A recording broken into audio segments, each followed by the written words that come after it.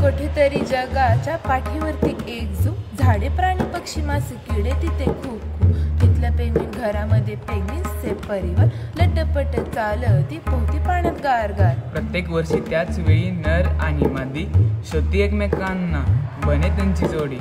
दोन नर पेंग्विन मात्र सर्वांपेक्षा वेगळे एकत्र करते दोघे पोहणे गाणे सगळे। एक त्यातला मंटू आणि दुसरा त्यातला बाळू, हातात हात घेऊन संगे संगे चालू।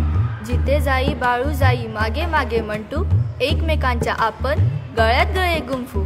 झुकीपरचे एकदा गेले याकडे ध्यान, अरे हे दोघे तर प्रेमात दिसतात छान। मंटू बाळू बघती इतर माद्या आणि नर, छोटे छोटे दगड जमून त्यांनी बांधले घर। इतर जोड्यांच्या घरट्यांमध्ये होते एक अंडे, रोज बसायची जोडी त्यावर संडे होया मंडे।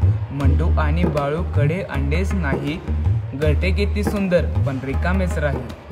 एक दिवस बाळू चोचीत घेऊन आला काही, हळूच ठेवले घटात मंटू प्रेमान पाही।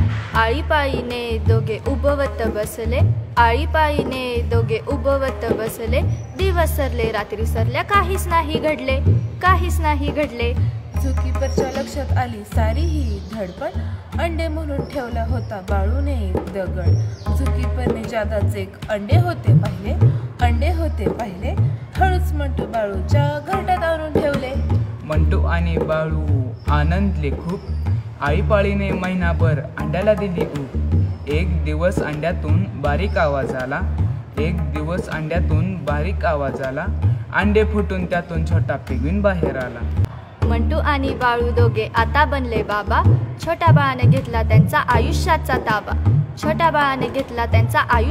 ताबा।